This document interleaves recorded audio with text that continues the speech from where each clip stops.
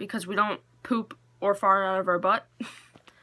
Hey, what is up, you guys? It's Chloe here, obviously, me. Hey.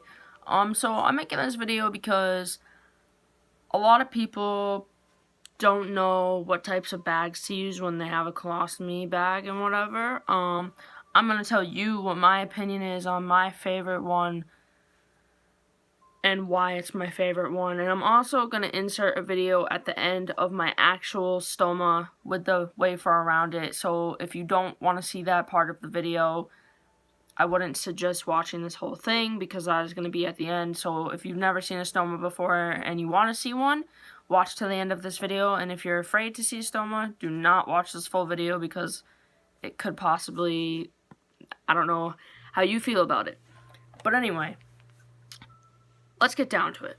I wear a two-piece bag because, as many of you know, burping your bag is a thing. So basically, because we don't poop or fart out of our butt, we do it from our stomach. So, yeah.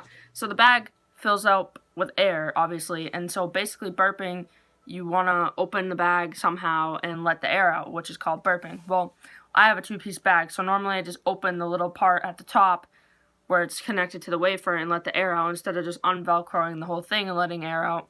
It's a lot easier to me, especially if I'm sleeping at night, because at nighttime is mostly when I fill up with a lot of air.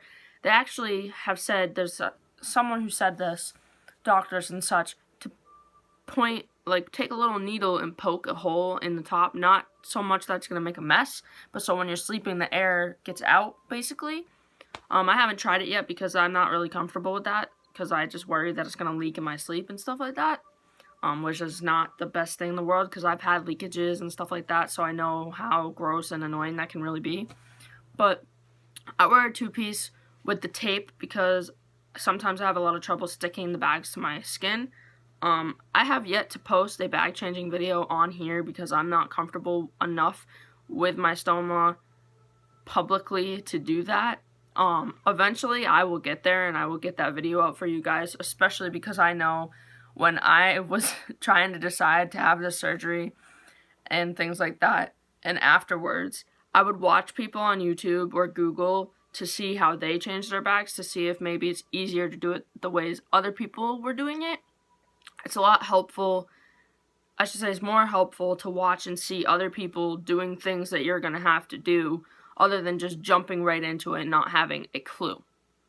But honestly, I'm going to say this right now, is everyone was so surprised when I came home from the hospital a year ago. Like, when I came home after the 2 weeks of being stuck in the hospital, I had an in-home nurse come once, and technically she's supposed to come multiple times, but I was already standing up and trying to walk.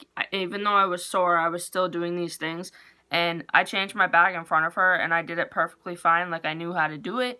And she wasn't worried at all, so she never came back. She said if I ever needed her to call her, but she was really shocked and surprised at how well I was doing with the bag in general.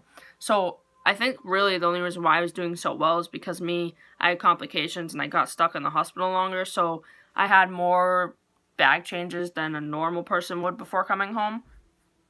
So anyways, back to the fact that my favorite bag is a two-piece bag. Now, I do wear one-piece bags every now and then because there are some moldable bags that I really like that are one-piece, but they have the two-piece moldable bags, which are also really, really good if your stoma changes size a lot and you have a lot of trouble deciding like if you should put it in there differently.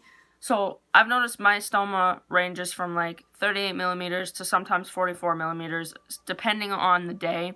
None of them are perfectly circle-shaped, as you know. Some of them are oval shaped, some of them are very different. Everyone's stoma is different. Nobody's stoma is the same. That's all I'm going to tell you.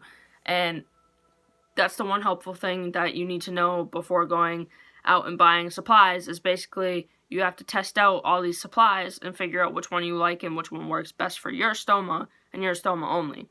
Whichever one your stoma really likes, I would suggest using that one, because there are some bags that don't really mix well with some people's stomas. Like if your stoma leaks a lot and whatever, then a different bag is probably better for you.